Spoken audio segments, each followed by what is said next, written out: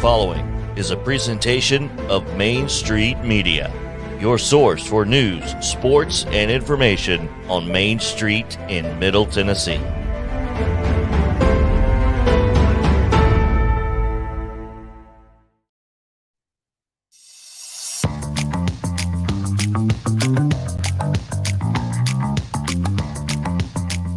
Welcome into a St. Patrick's Day edition of Main Street Sports Today. Mo, Chris, and yours truly will welcome new SUMMERTOWN football coach Rick Rice into the Coach's Corner. Tennessee AP Sports editor TERESA Walker talking Titans and more. We'll also unveil our team and player of the week. Plus, the Braves continue to get ready for opening day. And we asked the question, is there equity in major college sports? All that and more on this St. Patrick's Day edition of Main Street Sports Today, March 17th, 2022. Now, to the Hall of Famer and a leprechaun in his own right, Mo Patton and Chris Yao. I think he just called me short. No. So you were the second one, the Hall of Famer and a leprechaun in his own right. Hall of Famer Mo Patton, sorry. Leprechaun in his own right. Okay. Yes. So I think he just called you short. That's okay. Perfectly fine. It takes one to know one, Mo. Mo and I are wearing our green shirts today because it is St. Patrick's Day, but, you know, there was a time when we had a green screen behind us and we had to make the show black because I wore this shirt one day. He wore a neon yellow green shirt one day, and it did not work. Luckily, we did not have to worry about that because we have our trusty television behind us. Lord, but that was a nightmare. Those were good days. Thank you guys for hanging out with us here on this St. Patrick's Day Thursday edition and on Main Street Sports Day. As JP told you, we have a lot going on today's show. Wait a minute. I'm sorry. What was that, JP? We have breaking news. Breaking news coming to you. Oh, wow. Okay. We'll send it to our affiliates in the news studio. All right. Stand by. We'll get that going right now.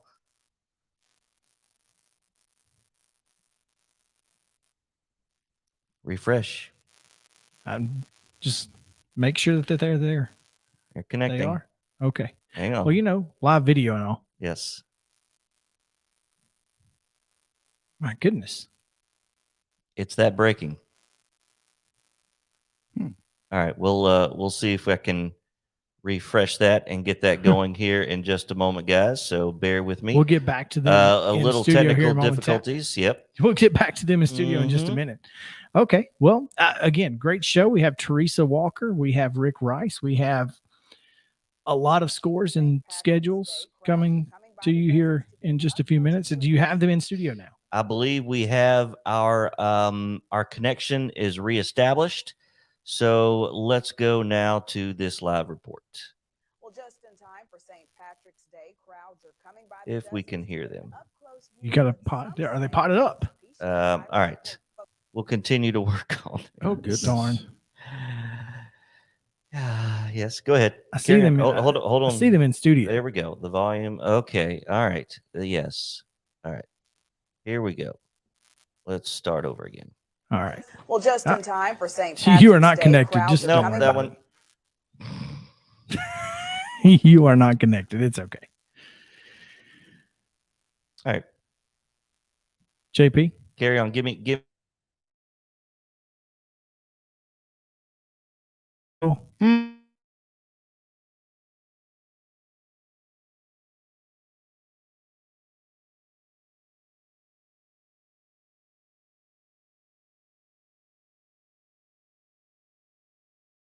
Robertson might pull it out, though. It's a 2-point game right now. And Who won that early game? unfortunately, Hampton defeated West Carroll 60-56. So Oh, probably would have been a good game had Santa Fe. Santa Fe is sitting there saying we could have done that. Right. You know? Yeah. JP, do you have our studio? Third time. Let's see if our Third lucky time's charms are working Working. on this St. Patrick's Day edition. Well, just in time for St. Patrick's Day, crowds are coming by the dozens to get an up-close view at what some say is a piece of Irish folklore. Some people in the Crichton area of Mobile say a leprechaun has taken up residence in their neighborhood. A leprechaun. NBC 15's Brian Johnson has more. Curiosity leads to large crowds in Mobile's Crichton community. Many of you bring binoculars, camcorders, even camera phones to take pictures. To me, it look like a leprechaun to me. I gotta do look up in the tree. Who else in the leprechaun say yeah? Eyewitnesses say the leprechaun only comes out at night. If you shine a light in its direction, it suddenly disappears. This amateur sketch resembles what many of you say the leprechaun looks like. Others find it hard to believe and have come up with their own theories and explanations for the image. My theory is it's casting a shadow from the other limb. Could be a crackhead that got hold to the wrong stuff. That's my favorite. Happens every time, Chris. The wrong stuff. Yes, still on there, guy. Don't be afraid.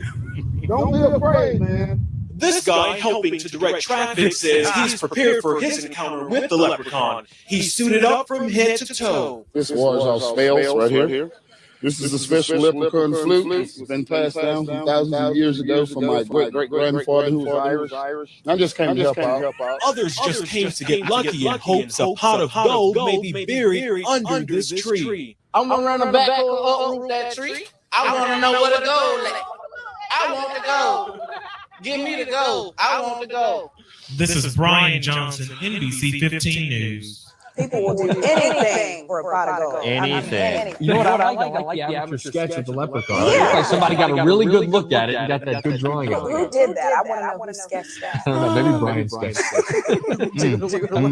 it. I love that he didn't even identify the guy with the flute. This guy. That's probably all that guy deserved. Probably. He was decked out, though. This guy. This guy. This guy. I mean, that's exactly the way it should have been phrased. Oh, my goodness. This guy. I appreciate everybody's patience, but I think it was worth the wait. It's always worth the wait. The fact that JP had never seen it. I had not until I this sent morning. it to him this morning, and he was like, "What is this? How have you never seen How this?" old is that? It's 2008, I think. Is it that long? Oh, Yeah. good Lord. Yeah, it's been a minute. Wow. So, anyway, let's get through. Let's get through to some results and schedules. It's going to be a long one, and then we'll get Rick Rice in here. So, JP, give us some results and today's schedule on the rundown. All right, stand by. Here we go.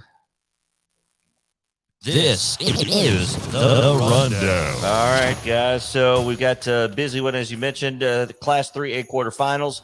Jackson Southside over Clinton 52-47. It was Fulton 78-57 over Fayette Ware. Class 4A quarterfinals, Dobbins Bennett 66-52 over Coffee County. Bartlett 64-59 over Beach. It was Bearden, shocking to some people, over Cane Ridge 69-67.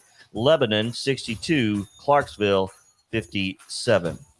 High school baseball.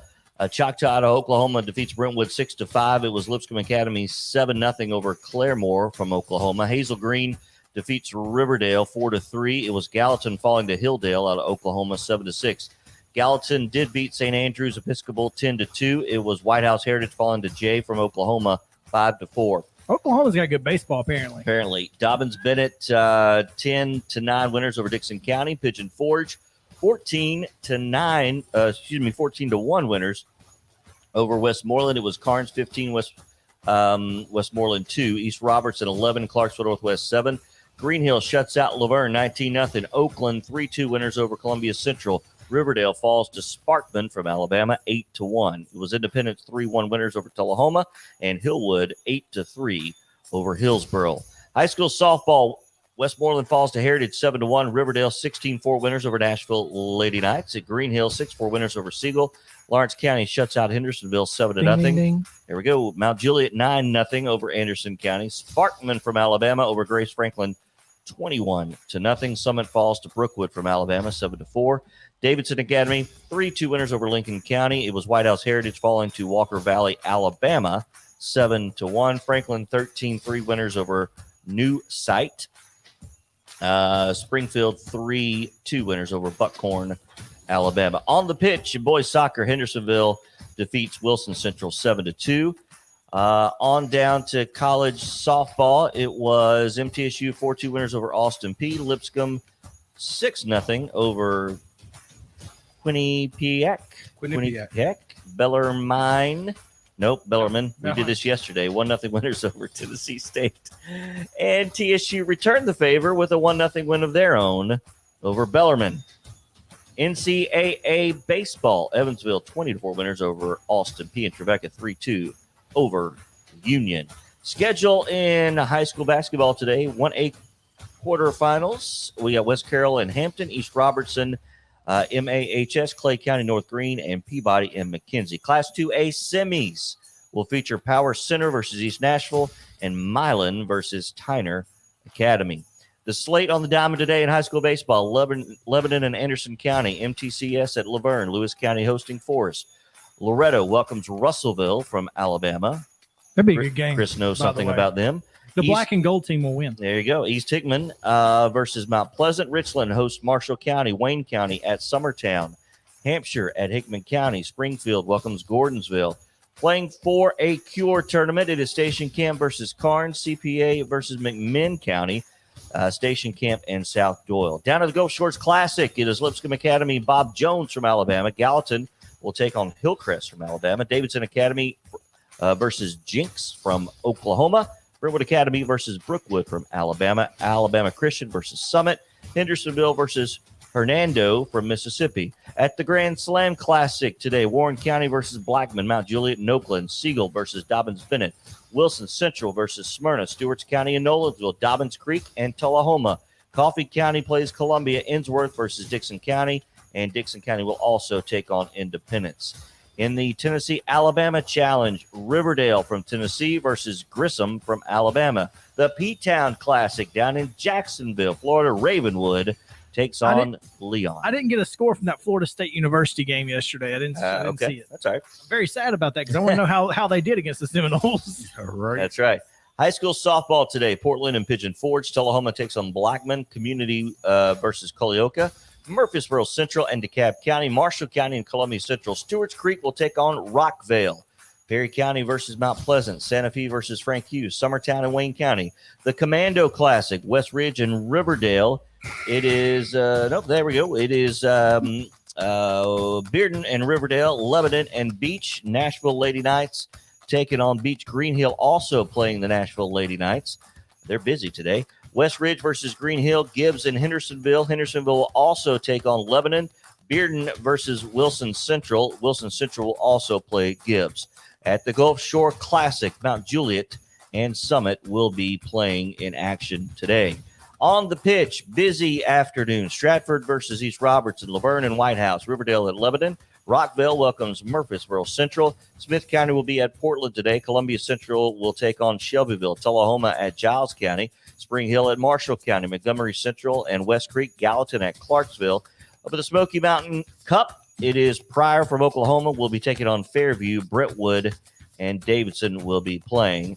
And in the big tournament, madness commences today as Longwood and the Tennessee Volunteers will tip it off later today. Women's basketball, Vanderbilt tonight at 7 will take on Murray State, and Wofford at MTSU, and both of those in NIT, right? WNIT. Correct. Preds taking on the Flyers tonight's Valley Sports South, 6 p.m. Puck drop. There is your busy rundown on this St. Patrick's Day. All right, let's get out of here and come back with the coach from Coach's Corner on Main Street Sports. Today we'll have Rick Rice of Summertown, formerly of Rockville and Wayne County. So come back with us right here. We'll be right back.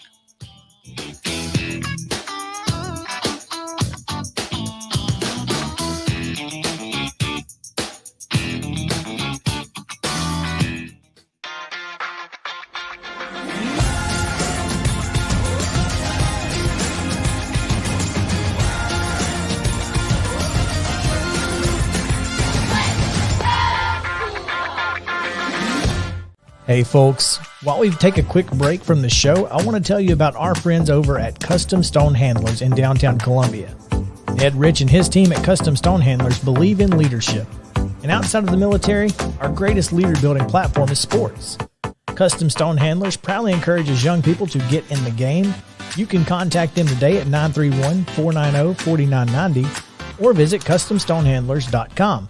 Jones & Lang Sporting Goods here in Columbia has been outfitting teams, officials, and anybody else from T-ball to college for 50-plus years. Be sure and check them out at 931-388-8060 or online at jonesandlang.com. Jones & Lang Sporting Goods, the look of a winner. Zion Christian Academy, ZionEagles.org or 931-388-5731. You can schedule your appointment. Go tour their campus. It is beautiful over there, and you're definitely going to want to see it. Again, it's ZionEagles.org. Give them a call, 931-388-5731, and schedule your tour today. Are you an enthusiastic sports fan? Want to have fun and get in on the action? Heck, yes. That'd be awesome. Have great attention to detail? Want to stay active? Definitely. Want to give back to the student athletes in your community? Obviously, yes. Then you'd make an excellent high school sports official. We need more officials in Tennessee, because with no high school officials, there are no high school sports. Sign up today at highschoolofficials.com.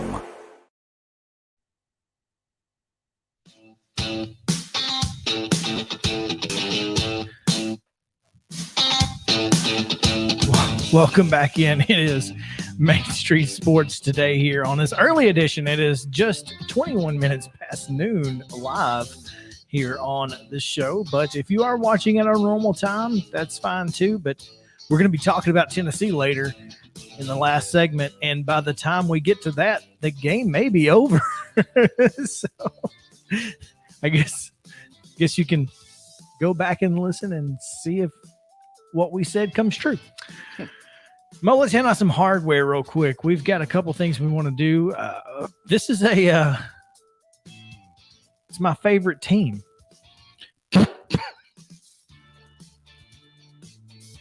So, since I'm such a homer, the End-to-Win Life Team of the Week, presented by Custom Stone Handlers. Ned Rich and the folks over there doing a fine job, and we appreciate him. Going to give it to the Summertown boys who... Well, of course you are. Well, of course I am, because they're my favorite team. And, you know, it is what it is. It's all Summertown all the time. Yeah. Especially at my house. Mm-hmm. Go Eagles. The boys Eagles basketball team defeated Gibson County to make their first trip to the state tournament since 2011. So for their efforts, they are the team of the week. And to our Mid-Tennessee Bone and Joint Player of the Week, Mo. Gavin Burleson of Summertown, because Chris is very influential on those picks as well. Gavin hit a it wasn't half court. It was closer to three-quarters. It would have been half court anywhere else. It was closer to three-quarters court at Summertown.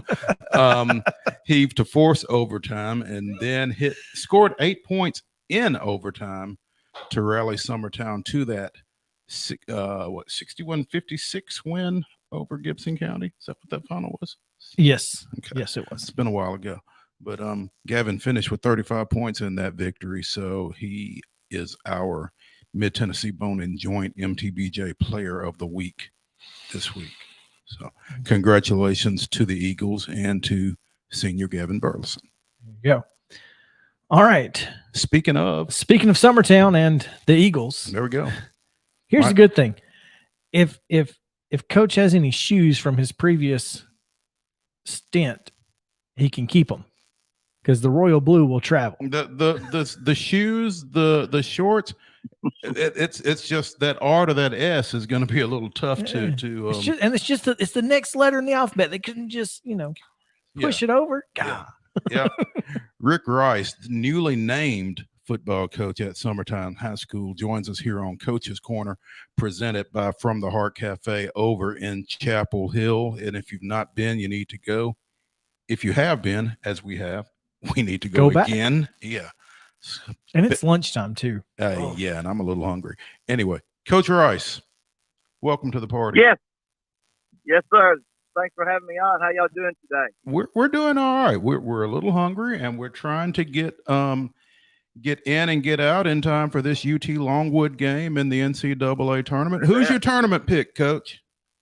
Oh, Tennessee. I filled out my win bracket today, and I had Tennessee winning it all. So there you go. That's not just a homer pick these days. I don't It's believe. not a homer pick. It's not. I usually fill out 3 brackets, and I always got Kentucky winning one of them. And so, but this year, I'm just a huge Rick Barnes fan, and I'm going for the Vols to win it all. I tell you what, if you pick Kentucky every year, you're probably going to be right more than you're wrong. But yeah, this UT team looks like they could be something special. Speaking of special, talked to Lane Henson earlier this week, and as the news was starting to break that you were going to be the guy replacing Dakota Cruz at Summertown, and you know, I may be putting you in a spot here, but when you look at your when people look at your resume, Rick, the fact that Summertown was able to bring you in, there's got to be a feather in their cap, I think, when you talk about a guy who's won a state championship, who's had 3 Mr. Footballs, has won 10+ games 6 different times in his coaching career. I mean, coming to a program that will be in its 8th year this fall. And this is a big get for them. Well, I don't know about that, Maurice, but I appreciate the compliment, and the thing the big appealing thing for me, it had to do with with my family, just trying to get closer to my family to help with things with with my son and help with my his daughter, just to be around them a lot more and be able to do things with him and her, and that was the big reason. But also the appealing thing about it is that Mr. Henson kept talking about their vision and what they've got as far as a plan for the Summertown Eagle football team and in the program, and he went through all that with me, and I was just very, very impressed by what he had to say. And like I said, I'm very, very, very familiar with that community and that school because being at Wayne County for 25 years, and I coached baseball there at Wayne County for about I think probably around 15 years, and then my sons, all played at Wayne County, so they competed against them in baseball and basketball. So I just, I knew what type of kid that went to school there and what type of kid competes there. So and that always intrigued me, and that always kind of stuck in the back of my mind. And I can remember when we played them in football back in 2017 or 18, whenever it was. We went over there and they. They thumped us. They were very physical, and Leslie Moat was the coach then, and he did a good job there. But I can remember those kids being very physical, and they had some really good football players there. And so those kids they're very hard nosed, and they have no quit in them. And I always saw that from the baseball and the basketball. When they didn't have a football program. I always remember what type of kid they had, and that's the type of kid I love to coach. Like I tell people all the time, they're no different than the Wayne County kids I coached for 25 years. But, just the vision itself, really, I guess that was probably a selling point for me in what they got coming forward as far as building facilities for football and a new stadium. So I just want to be a part of that. And it's just very fortunate that someone has the confidence in me to come in and maybe take it a step further. Speaking with brand new Summertown football coach Rick Rice here on Main Street Sports today. Coach, the fact is that this last year's Summertown team was pretty heavy laden on the seniors, and you've got to replace a lot of really good athletes, including Javen Edmondson, Anakin Johnson, and Colton Schaefer at quarterback. I don't know how much of a chance you've had to talk to your team or see what you've got coming back, but how do you feel like that plays into this first year and how much you have to really kind of start from scratch, really? Yeah, it's going to be tough, and I knew that. Talking to Coach Busby, who was on staff last year, who's going to be with me, this year, and he told me those, and I'd already heard about those kids. I always kind of stayed in touch with what was going on in that area anyway. Even though I was up here in Murfreesboro, at Rockville, and I know it's going to be tough to place those kids, and it's going to be tough yeah. We're always going to be able to compete. As far as wins and losses, I need to get there and start working the kids. And I'm actually going to get to meet them on Tuesday. Meet the team for the first time on Tuesday, and I'm looking very forward to that because they're on spring break this week. And I think they got an in-service day Monday, so the students will be there on Tuesday. So it's going to be a task, and but I know that.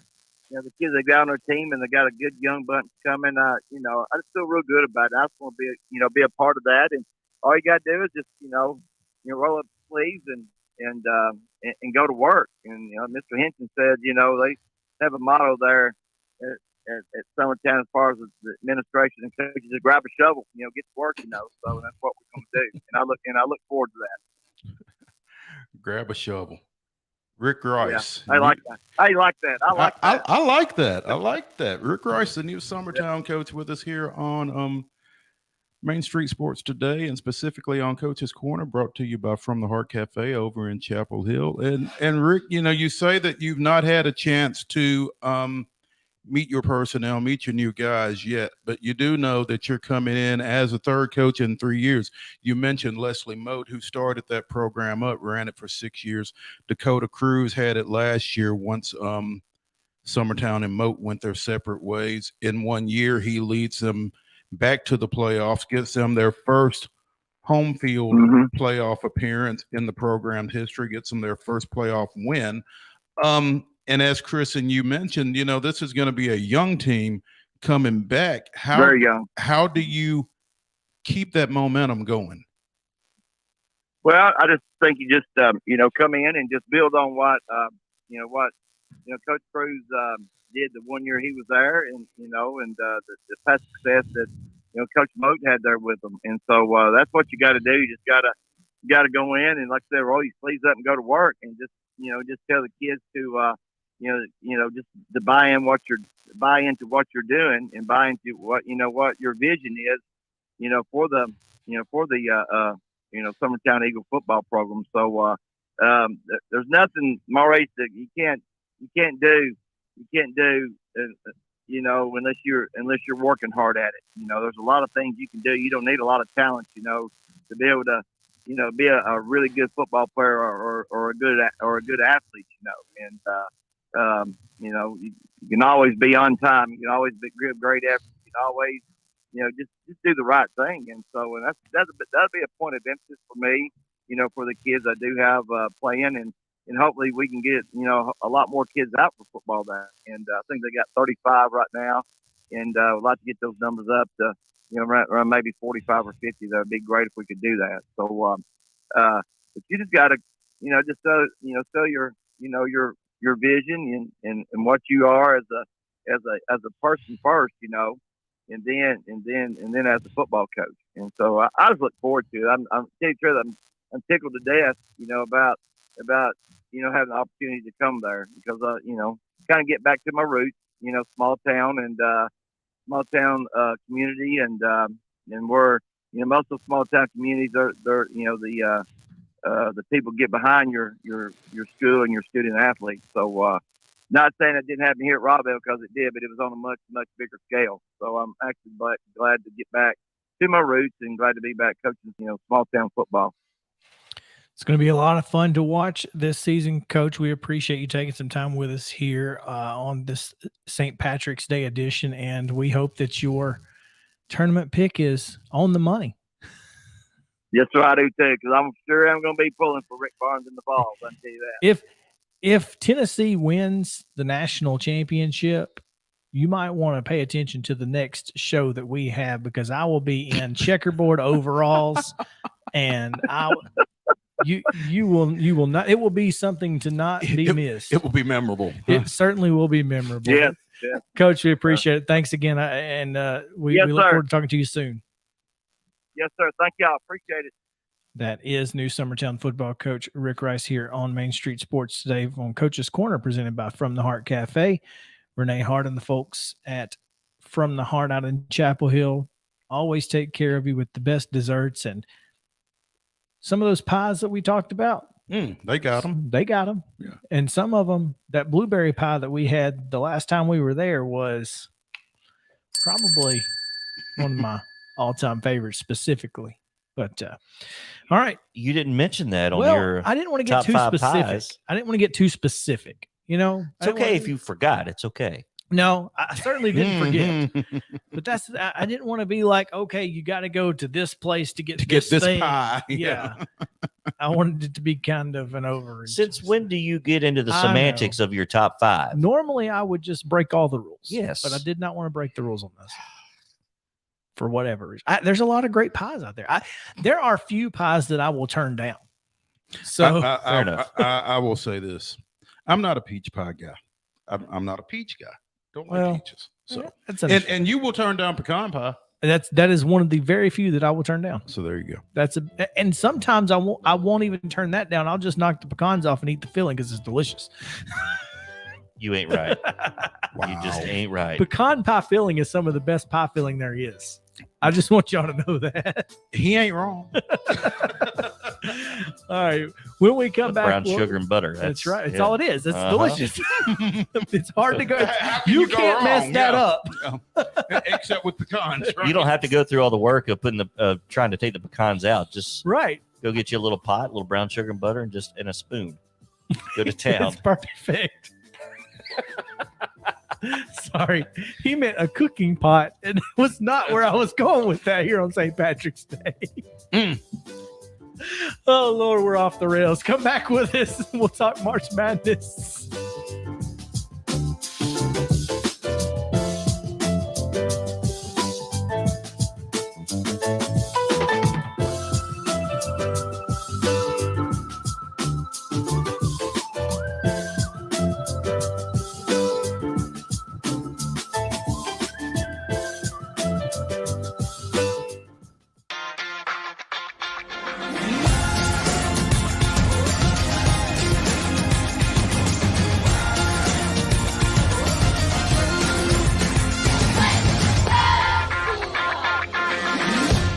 Hey folks, while we take a quick break from the show, I want to tell you about our friends over at Custom Stone Handlers in downtown Columbia. Ed Rich and his team at Custom Stone Handlers believe in leadership. And outside of the military, our greatest leader building platform is sports. Custom Stone Handlers proudly encourages young people to get in the game. You can contact them today at 931-490-4990 or visit CustomStonehandlers.com. Jones & Lang Sporting Goods here in Columbia has been outfitting teams, officials, and anybody else from T-ball to college for 50-plus years. Be sure and check them out at 931-388-8060 or online at jonesandlang.com. Jones & Lang Sporting Goods, the look of a winner. Zion Christian Academy, ZionEagles.org or 931-388-5731. You can schedule your appointment. Go tour their campus. It is beautiful over there, and you're definitely going to want to see it. Again, it's ZionEagles.org. Give them a call, 931-388-5731, and schedule your tour today. A game without a crowd is just a scrimmage.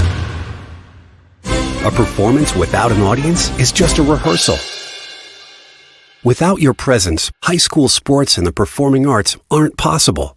Ensure that these essential extracurricular activities continue to enrich the lives of students in Tennessee. Purchase a ticket to your local high school's game or performance. This message presented by the TSSAA.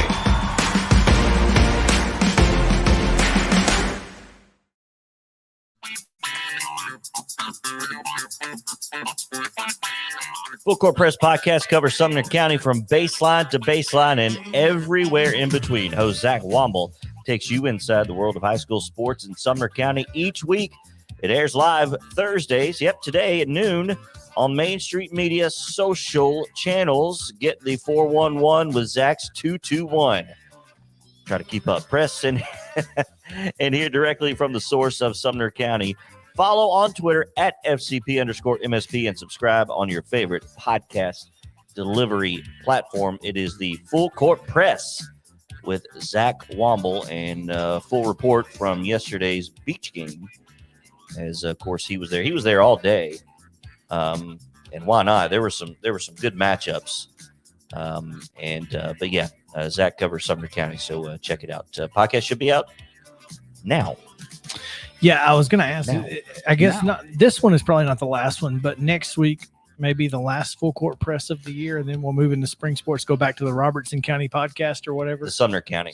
Sorry, Sumner County Sports Podcast. Yeah, we talked about that yesterday. I believe that for the spring sports, it'll we'll just shift into the Sumner County Sports Podcast because obviously you've all got, the way through football. Yeah, you've got softball and baseball and soccer and all kinds of things. Tennis, golf. No golf. Golf's fall. Yeah. Tennis and track. So there's plenty of stuff. But yeah, absolutely. So we'll continue it on and through the end of the school year. All right. So I want to get into this real quick because last year we talked at length about the inequality shown between the men's and women's NCAA tournaments. Everything from their weight room amenities in the bubble, because they were on a bubble. This wasn't at every location. And then the food that the men received versus the whatever it was just box meal. It was just a bad look all the way around. Absolutely. And then the swag bags. So the swag bags, JP, do you have those pictures available? At the moment, I do not. Okay, that's fine. I mean, you can just throw them up whenever. But the swag bags from last year on the men's side included so much stuff I can't tell you what all it was because it was just, it was a lot. It was a book. It was socks. It was, I think there's some shoes in there, a cap, T-shirts, drawstring bags, a can opener, I guess, or a bottle opener, which I don't know what, probably not a great idea, but all kinds of great stuff for the men, including Dove soap, Suave soap, deodorant, Lysol wipes, lotion, galore. On the women's side, they got one T-shirt, a towel, it appeared, 2 water bottles, a ball cap, an umbrella, a scrunchie. I'm not sure what this is here in the bottom. 1 pair of socks, 1 stick of deodorant, 1 thing of lotion, and a drawstring bag. A scrunchie.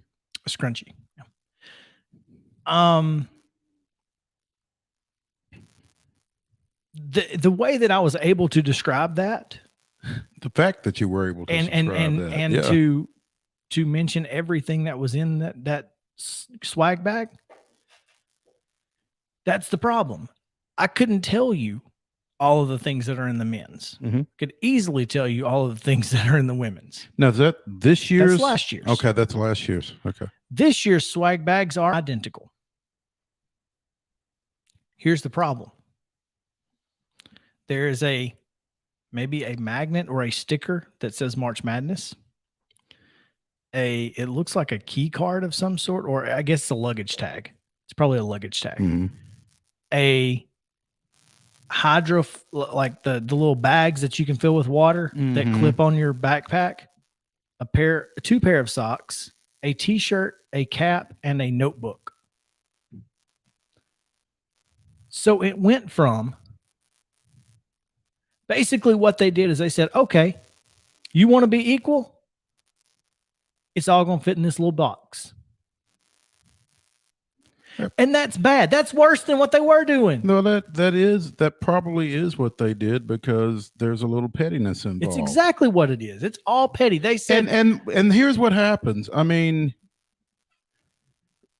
it's like when they give this to the guys who have been to tournaments before, and they're like, "This is it." The overriding tendency is, well, blame the women. Yep, that's it. That's just like, when schools try to put themselves in compliance with Title IX by getting rid of men's athletic programs instead of adding women's programs. It happens every time. Yeah. This is worse than just continuing to do what they were doing. Because they have made the women scapegoats. Well, not just that, but the women got less. But it's equal. And that's what the NCAA is going to tell you. Mm-hmm. Well, okay, but they got the same. You expected something other than shameful behavior from the NCAA? Absolutely not. Okay. I just wanted to make it painfully aware to anyone who will listen, because I mean, as soon as I saw this from Dr. Lindsay Darvin on Twitter, at Dr. Lindsay with an E, Darvin, baby steps, swag bags are finally equitable for men and women competing in March Madness tournaments. It's 2022 and there's still so much to do, but these little steps matter. And little steps being the key. Well, I mean, I replied back and I was like, no, this is not good. This is worse. And explained obviously why it's worse. But this is 100% the NCAA being petty and absolutely nonsensical. Two of the hallmarks thereof. It's par for the course. Absolutely. Yeah. How can you be equitable and yet worse? Just ask the NCAA. They'll figure a way to do it. Man, it breaks my heart. It takes me back a phrase that just came to mind: separate but equal. Yeah. I mean, am I wrong about evoking that phrase? It pops in there. I mean, I know it's a completely different frame of mind, but it's a different frame of mind. My thing is, I don't even know why it has to be separate. Yeah. Why aren't you just putting together the same swag bags for everybody? Period. Also, the men t-shirt and hat is black. The women's are white. Go figure. Just in case. So I guess to separate the fact that one is for men and one is for women. But and t-shirts, can't they be relatively unisexual? They are. They're just different. These are just different colors. And the women's hat has the patch of the March Madness patch on the side where the men's goes across the top. I mean, it's just socks not good. Are different, but it's just not good. This is worse than what it was. That's all I'm saying. That's all I'm gonna say. This is worse than what it was, and that's unfortunately. Anyway, just wanted to. That was basically just me griping at the NCAA. So, that's fine. Anyway, you feel better? I do. Okay. Let's take a break. Halftime coming up here. It'll be short but sweet, but you guys are definitely going to want to stick around for it because it's going to be fun. So we're right back after a quick break from the NFHS Network.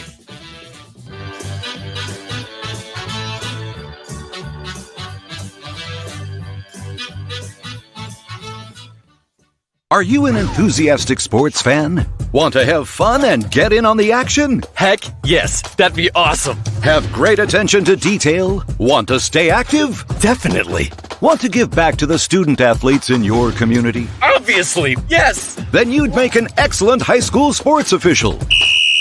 We need more officials in Tennessee.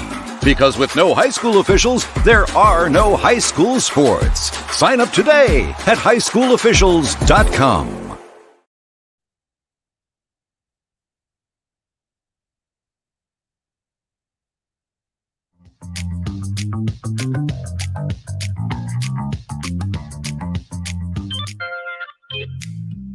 For those of you who do not know, when I go to a basketball game or a baseball game, I try to take my own snacks with me because I don't typically always have cash to go to. You bring your own snacks into a game? I do. You talking about a high school game? Yes. Okay. Like if I'm covering a game, I bring my own snacks. Yeah, you got a backpack and a gear, and you bring snacks with you. Yeah, that makes sense. Typically, I have like some gummy worms or a chocolate bar and a drink. Okay. It's not anything major. Like I don't go to McDonald's, although it's probably not a bad idea. But I think I found my favorite new snack. Okay. That I'm going to be taking into ball games in the near future. And if you've not seen these snacks, you should definitely take a look because they are, I'm sure, delicious. Mike Bites. Mike bites. That's right. Mike Tyson has a chewy snack in the shape I can only of imagine. ears. Wow. Well done. Well done, Mike. Does it have a little piece of the ear bitten off? Or is it just a full ear? I hope that's like you used to get back in the day with the cereal box. Like you open it up and that's a prize. It's like a piece of an ear. I wonder if Evander had to sign off on that. I don't know. He doesn't own the market on an ears.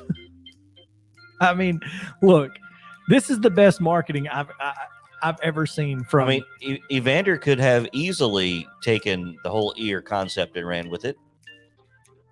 Certainly had plenty of time, didn't he? Yeah, I mean,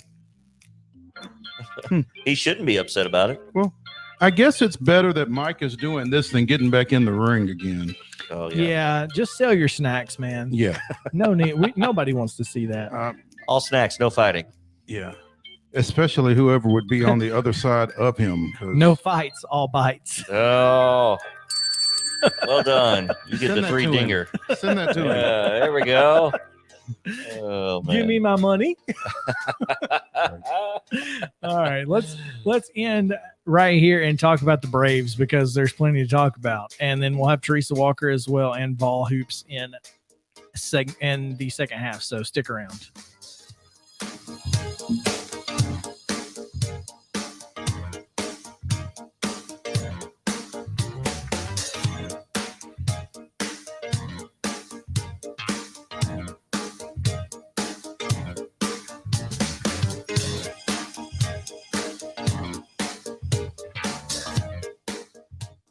A game without a crowd is just a scrimmage. A performance without an audience is just a rehearsal. Without your presence, high school sports and the performing arts aren't possible. Ensure that these essential extracurricular activities continue to enrich the lives of students in Tennessee. Purchase a ticket to your local high school's game or performance. This message presented by the TSSAA.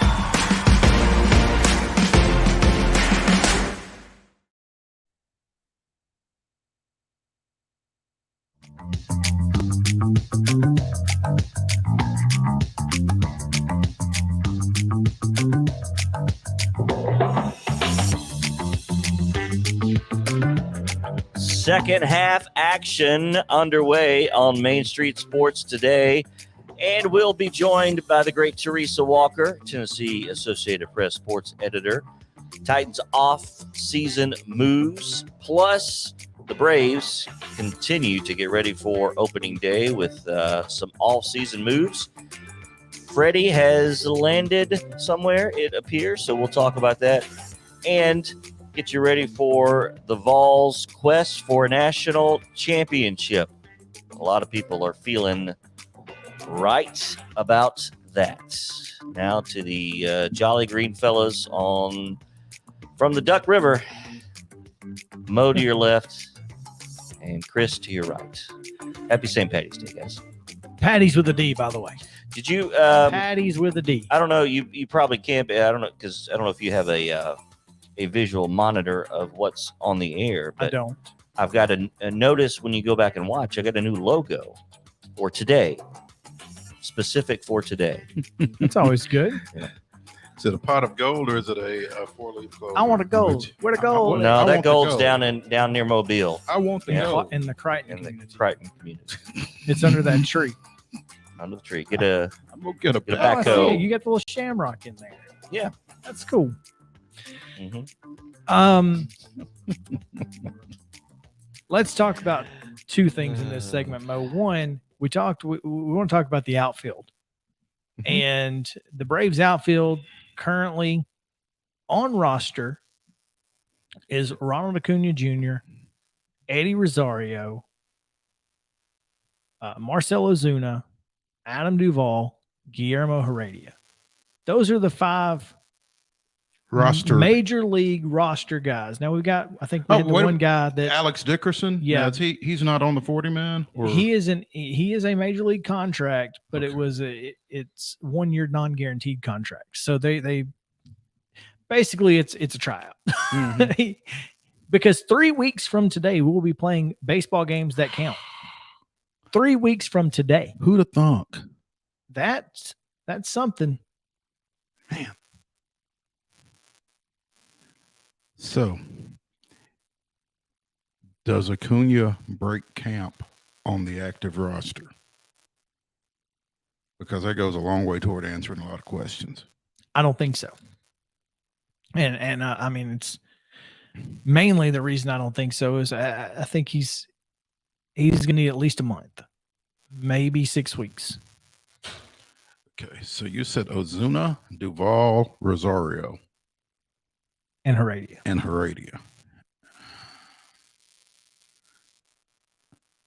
Do you not just put Heredia in center, Duvall in left, Rosario in right, and let Heredia play every day, and let him play every day until and let Ozuna DH? Yeah. Why wouldn't you do that? I think that's certainly an option, and it's probably the best one. Because I think if there is a way, really, for Ozuna to not put on a glove, or throw, or be in the field for an extended period of time. Yeah. I think that's especially on the road. I think that's the optimal configuration.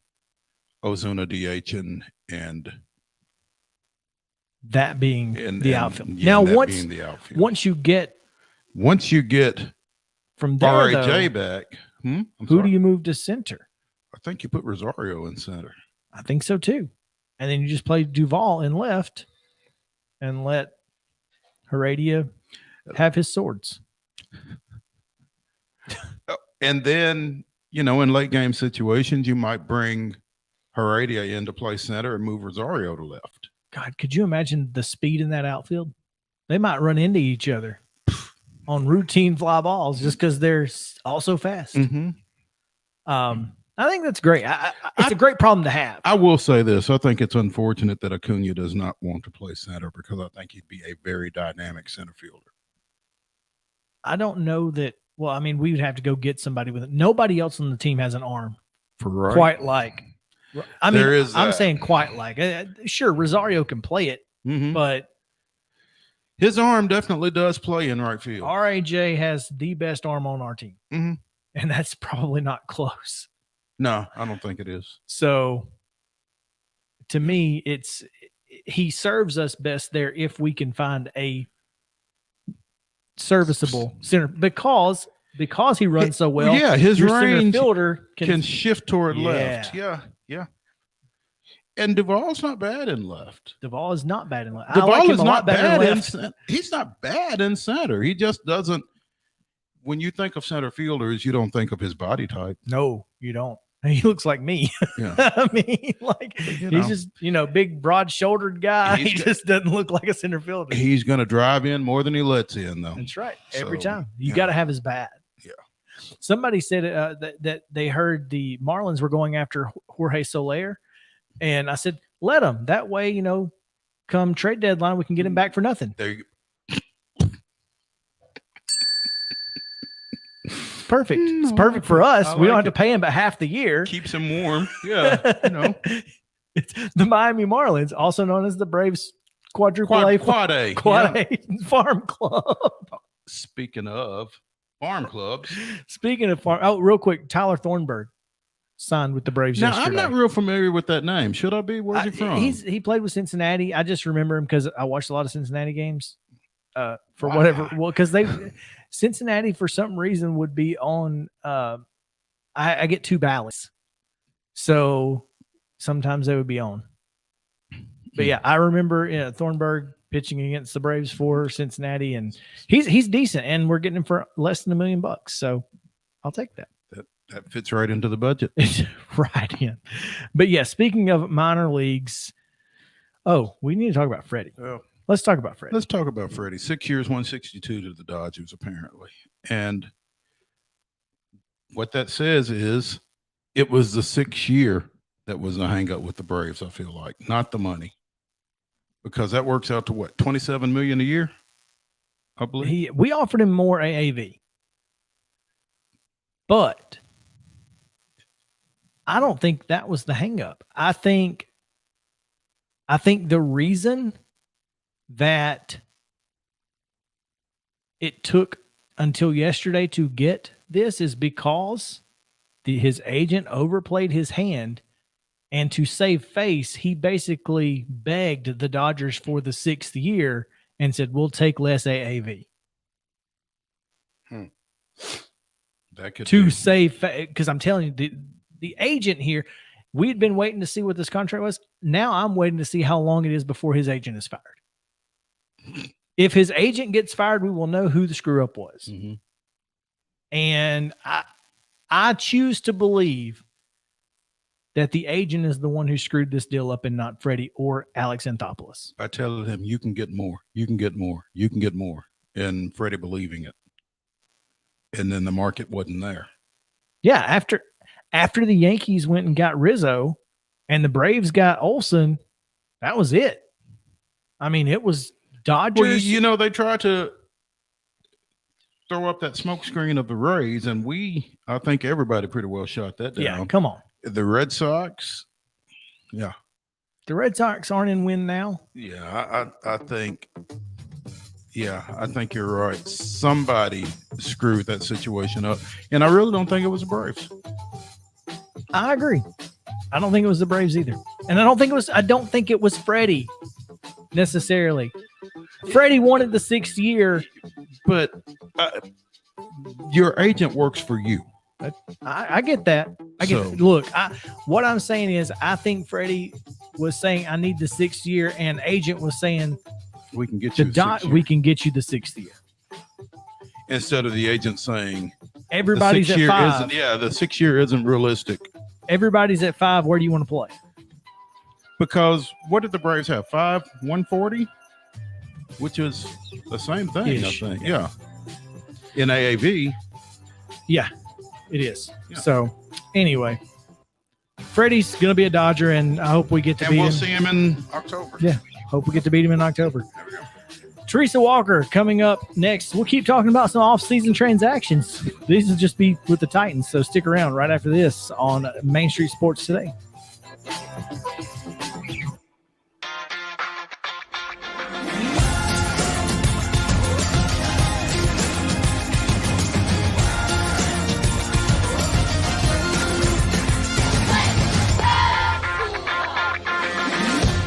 Hey folks, while we take a quick break from the show, I want to tell you about our friends over at Custom Stone Handlers in downtown Columbia. Ed Rich and his team at Custom Stone Handlers believe in leadership. And outside of the military, our greatest leader building platform is sports. Custom Stone Handlers proudly encourages young people to get in the game. You can contact them today at 931-490-4990 or visit CustomStonehandlers.com. Jones & Lang Sporting Goods here in Columbia has been outfitting teams, officials, and anybody else from T-ball to college for 50-plus years. Be sure and check them out at 931-388-8060 or online at jonesandlang.com. Jones & Lang Sporting Goods, the look of a winner.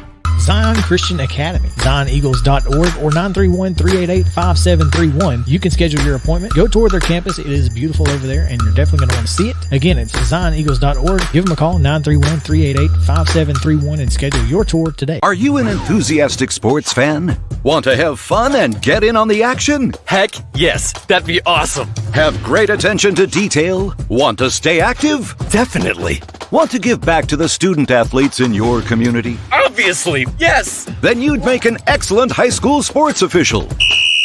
We need more officials in Tennessee, because with no high school officials, there are no high school sports. Sign up today at highschoolofficials.com.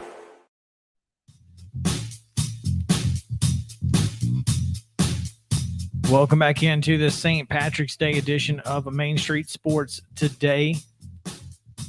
Glad to have you guys with us here on this Thursday. Tennessee will be tipping off here in about 40 minutes, and we will be off the air as quickly as we can so we can go watch it. So the best thing we can do is talk to our esteemed colleague and guest for today's second half. It is Teresa Walker.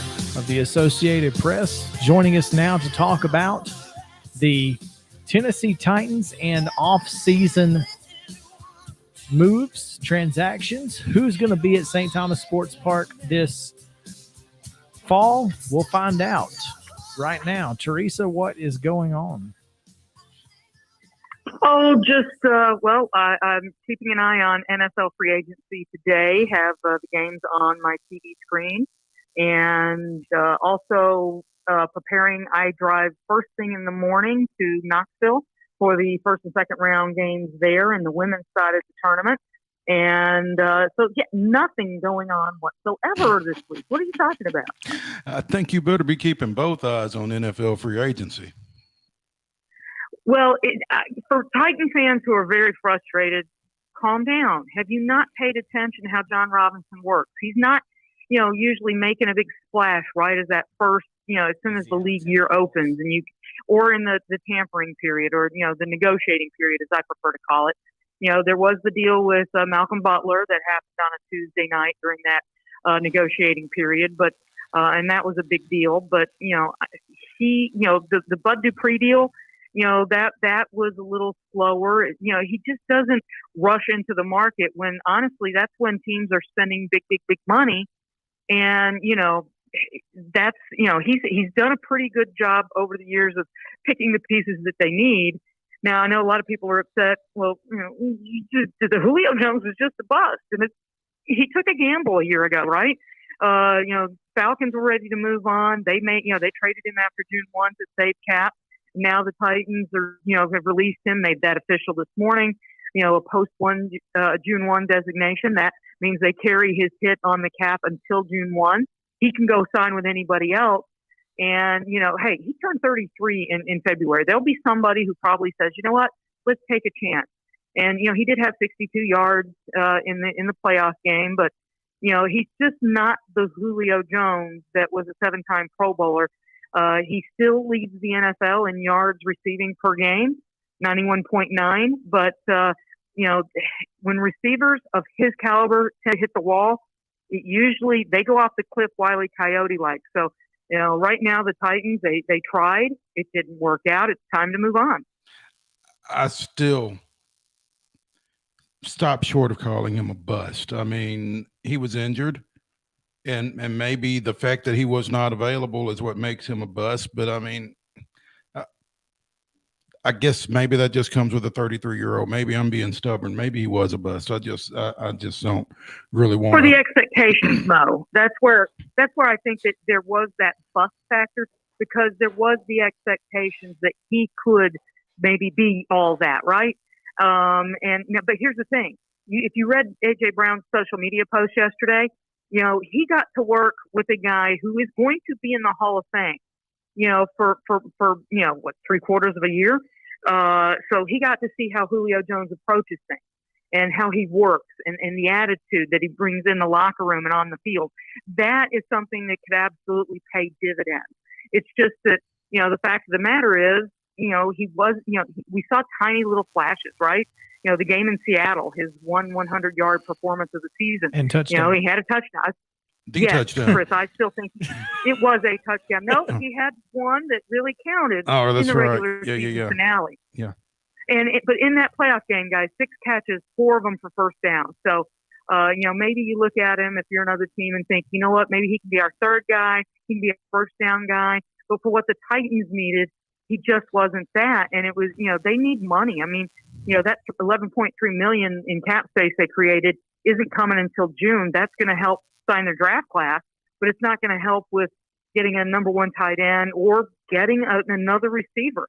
I do think at this point this team needs to draft a first-round receiver and take a shot on somebody at 26, but they also need to sign somebody because, I'm sorry, that game in New England, no offense, Cody Hollister, and I know that there's a lot of people love the upside of Mason Kinsey. They need somebody to pair across from A.J. Brown to make A.J. Brown all that he can be. You've got to get somebody to balance defenses up so that they're not sliding everything to A.J. We're speaking with Teresa Walker of the Associated Press. And Teresa, you talk about the fact that we've seen how J-Rob operates in free agency. He's not going to go out and make a splash on the first day or in the first week, and that's fine. But Titans fans are seeing people walk away and they're not seeing people come in, and that's where the panic come from. I get that. Roger Saffold is gone. Jackrabbit Jenkins is gone. Julio is gone. Deontay Foreman is gone. That one hurt. I'm sorry? That one hurt. Deontay Foreman, guys, who was sitting on his couch in October before the Titans called. Yes, he performed well for the Titans down the stretch, but he was not going to get the carries with the Titans this next season that he had while Derrick Henry was out. Why? Derrick Henry. Okay, and but he wasn't going to get those carries. Darrington Evans isn't going to get those carries either. Who is? I mean, obviously you don't want Derrick Henry to get hurt again. You don't want to be in a position where you need 1A as a running back. But I mean, you could see a scenario where both those guys could have coexisted on this roster. Yeah, and guess what? Deontay Foreman sees maybe better opportunity with Christian McCaffrey's injury history in Carolina. So players do have the opportunity once they get to the free agent market to go somewhere else. This is a guy who showed the NFL what he could do, and he's going for it. So, remember, that's the other side of that, the coin, so to speak. And, he has that opportunity as well. And yes, I know there's a long list of players who hit free agency yesterday. I mean, Kicker, anybody, Randy Bullock. So it's like, it's going to be interesting to see as they start putting these pieces together, but they're still at the point where they have to create cap space. And, Field Yates tweeted this morning that they reworked the deal for, Zach Cunningham. People were wondering, do they cut him? No, they like him. They redid his deal. And that's going to create about $6.4 million in cap space, right? That, this is a team that, are we forgetting? Before they could sign even Harold Landry and Ben Jones, they had to create cap space. So that's why there's now been 5 guys cut. But, they still need some more space because they do have a lot of pieces that, even if they don't bring back everybody of theirs who's hitting the market, they're still going to need to fill a lot of holes. So I understand the panic, but, the Titans are going to have to do some bargain shopping. Okay. They spent over $100 million on Ben Jones and Harold Landry. Guys, a Harold Landry deal that looks so much better now in the face of what's been going on in the AFC West the last week. So, you've got to have a pass rush. And for the panicking Titan fans, remember this: a year ago, that defense stunk to high heaven, right? I mean, last in third down percentage by a long shot, 24th in scoring, 19 sacks for God's sake. And 4 of them came in this regular season finale. Okay. That's the only thing that kept them from being last in that category. They added a bunch of players and they got that side better. So, have a little faith in John Robinson that he's going to get a tight end, that he's going to get another receiver or 2. And I think the man has earned a little trust. Okay. 6 straight winning seasons. Only Kansas City has more in the entire NFL. So calm down. He has relax, right, Aaron Rodgers? Exactly. He is the Alex Anthopoulos. Frankie goes to Hollywood. Yeah, that too. He's the Alex Anthopoulos of the NFL. There we go. So let's just calm down and let him do his thing. Teresa, speaking of tight ends, minus the ring. I have 2 questions. First question is, you just mentioned a tight end. Is Austin Hooper at all a possibility? He was released by the Browns yesterday. Gotta think he is, right? I mean, hope so. That would be a night. We've seen a lot of tight ends sign elsewhere, so those options are definitely thinning greatly. And at this point, I still think they need to go wide receiver first in the draft in the first round. They don't have a second round pick at this moment, so you're taking a risk if you think. And there's a lot of good tight ends in this draft, but you're taking a risk if you think you can wait to the third round and get one of those who can come in and contribute immediately, right? So to follow up on Chris's question regarding Austin Hooper, now that Tom Brady's going back to Tampa Bay, you got to figure Rob Gronkowski is going back to Tampa Bay as well. We've talked about O.J. Howard. He'd look awfully good in two-tone blue. Didn't he just sign a deal with Buffalo? Did he? I missed that. You would know better than I would. Yes, he I know that Von Miller signing kind of overshadowed a bunch of what happened, but and again, that Landry deal looks even better because they spent 6 years, $120 million on Von Miller, who's had injury issues the last 3 seasons, and they get Harold Landry, who's got the 6th longest starting streak or games played streak in the NFL among defensive players.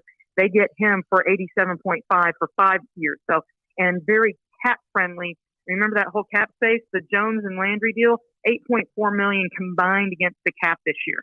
So that's some good business right there. Yes, never mind about O.J. Howard. Yeah, I mean, 1 year, 3.5. Sorry, but again, that's and that's that just goes back to exactly what she just said.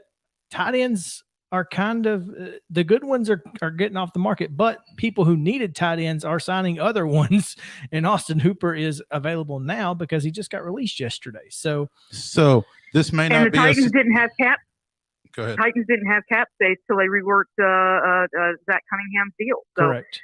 That's they had Spot Rack estimated them with $720,000 yesterday in cap space. So, that's the challenge. Yeah. And I just looked up. Michigan looks like they're going to cruise through to the second round. A friend of mine had Colorado State in the capture pool. Sorry. I believe the person sitting to my left had Colorado State as well. Because I was mostly hopeful. Anyway, my second question is, what does this offensive line look like next year? Well, Quisenberry's a free agent right now, and guys, as good as he was against the run, he was, I think he gave up like 11 sacks last season, so that's an area that they have to get better. I mean, we remember how Ryan Tannehill got pummeled last year. So, right now you've got Taylor Lewan at left tackle, Ben Jones is back at center, Nate Davis at right guard, Dylan Radin, remember him, 2nd round pick this last year. Right now, I would presume he would get the first chance maybe at right tackle. If you can step in with a few hours notice to play left tackle in a primetime game in December, you should be able to, slide over and play right tackle. So maybe Jamarco Jones, who has started at 4 spots along the line, maybe he ends up being the left guard. And we'll see. So, I don't know yet if he's going to be the replacement for Roger Saffold or if he's the guy who replaces Kendall Lamb as that swing guy on the line. So, the offensive line, do they need to add a couple more pieces? Sure. But I would not be panicking right now about that offensive line. I'm more concerned about who's going to be catching that ball, who's going to provide the balance to this offense to give A.J. Brown a chance to breathe. Don't know who that's going to be, but there are certainly some decent options in this draft. I can tell you. I would love to see. And don't be surprised if. Go ahead. Don't be surprised if John Robinson does another thing that drives us nuts and take a risk on a player who's coming off an injury. I just know that the Titans' longer history with rookie receivers, A.J. Brown notwithstanding, is not great. So previous coaches, previous GMs, I know that there's a long track record of that, but that I'm going to say that I think the current administration, scouts, and coaching staff get a little bit more leeway because of the success they've had. I mean, Nick Westbrook-Akina is an undrafted guy, and they turned him into a very key piece of this offense. So, not the guy I want starting. I think he'd be a better 3 or 4 option for this team, but at receiver. But an undrafted guys, they've been making some serious hay with guys that no one else knows. All I'm saying is, if Jamison Williams is there, they better take him. Yep. Or I'm going to be mad. A lot of people will. That's all I'm saying. If he, I don't think he will be there, but if he is, stop passing on Alabama receivers. Stop it. Anyway, Teresa, one quick thing before we let you go. Your thoughts on the 2 proposals for NFL's overtime? I kind of like the Titans one because that's the thing. We've seen in this playoffs how easy it can be to win the toss, go down, and score a touchdown. Making them go for 2. that's the thing that, puts a little tricky thing on it, right? It's not easy. There's a lot of teams that can make it look easy, but that ups the ante, so to speak, right? But I also like the idea of particularly in the playoffs. Right? Both teams should get a chance in the playoffs to touch the ball on offense twice. Now, that said, sometimes you just, we've seen teams just not be able to do things, late in regulation. And then, if you can't make a stop with your defense, should you be rewarded? So I'm glad I don't have to make that decision. But the Titans proposal, I think, helped tweak it enough without having to go full scale. Both teams get a chance at this. Well, forcing them to go for 2 means if you don't get it and the other team scores a touchdown, they kick an extra point and you win, and they win. So, or you can just kick the extra point and put it on your defense. Which one do you want to do? I think there's a lot of strategy that would go into that. Mm-hmm. But here's a wrinkle I want to throw out at you. What if we don't go to a coin toss? We just flip the field and continue from where we were at the end of the fourth quarter. That way a defense who's been out there for 8-9 plays doesn't have to go back out there and start back at the 20 for another 8-9 plays.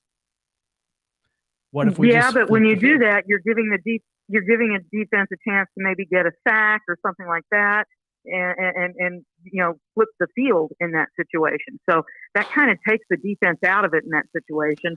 And yes, we've seen them flip the coin and they have to go right back out there with only a quick breather. And it's not easy. Look at what the Chiefs did to the Bills, and then what the Bengals ended up doing to the. Remember that the Chiefs actually had the ball in overtime after winning the toss, and the Bengals made a defensive play. So maybe, just maybe, people are overreacting. Maybe. Anyway, Teresa, thank you. We appreciate it as always. Look forward to speaking with you again soon. Sounds good. Take care, guys, and calm down, relax. Don't panic, Titan fans. Hey. I'm more worried about April 7th than I am August 7th. So right. I'm good on the Titans front, but yeah, there's a lot of people who aren't. So anyway, it's gonna be fun to watch J-Rob work and get now that the draft picks have been finalized, most. So all right, let's talk about the Tennessee Volunteers instead of the Titans on the other side of the break. We're gonna have just a few minutes, so stick around. We'll be right back after this.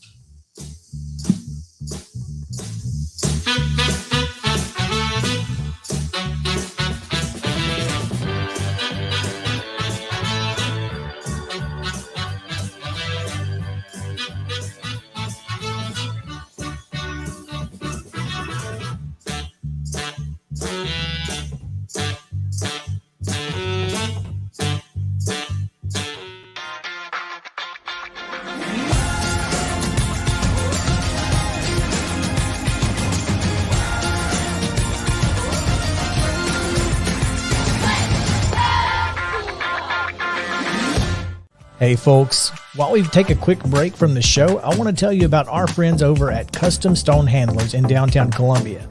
Ed Rich and his team at Custom Stone Handlers believe in leadership. And outside of the military, our greatest leader building platform is sports. Custom Stone Handlers proudly encourages young people to get in the game.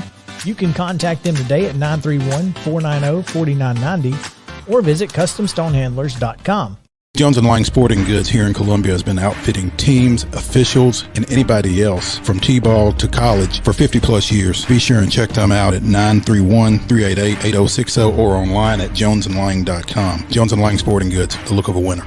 Zion Christian Academy, ZionEagles.org or 931-388-5731. You can schedule your appointment. Go tour their campus. It is beautiful over there, and you're definitely going to want to see it. Again, it's ZionEagles.org. Give them a call, 931-388-5731, and schedule your tour today. A game without a crowd is just a scrimmage. A performance without an audience is just a rehearsal. Without your presence, high school sports and the performing arts aren't possible. Ensure that these essential extracurricular activities continue to enrich the lives of students in Tennessee. Purchase a ticket to your local high school's game or performance. This message presented by the TERESA.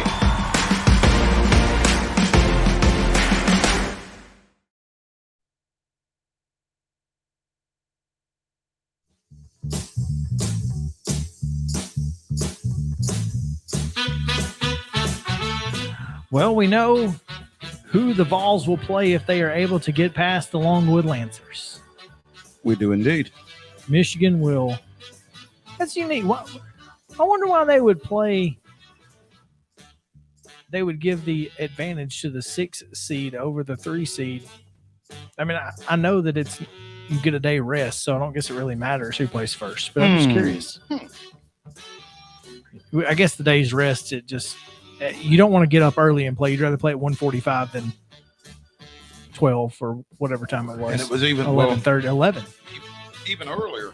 Well, yeah. Noon, I guess, for they're in Minneapolis, right? Yeah, but it was Eastern time. I mean, they're both Eastern time schools, I guess. Yeah. So. Yeah, the day rest dictates. I don't think the timing. I don't think that 2 extra hours really means a whole lot one way or the other. But yeah, Michigan 75, Colorado State 63 final. Colorado State led by as many as 15, I think,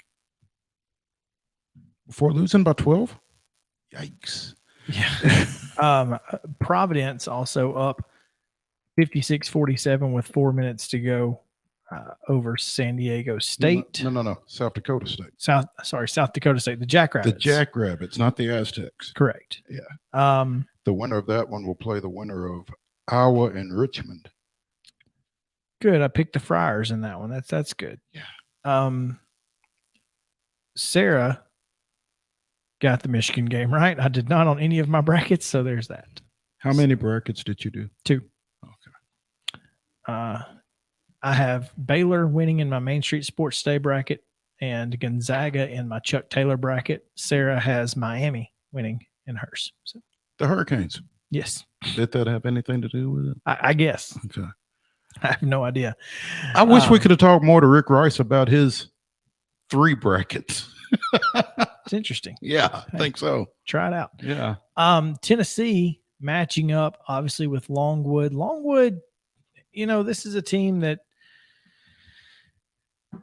they don't have a lot of depth. They don't have a lot of great guard play, but in the NCAA tournament, you never know what's going to happen. So you kind of just you just have to show up and play and pretend like the team that you're playing is the number 1 team in the country. Got to.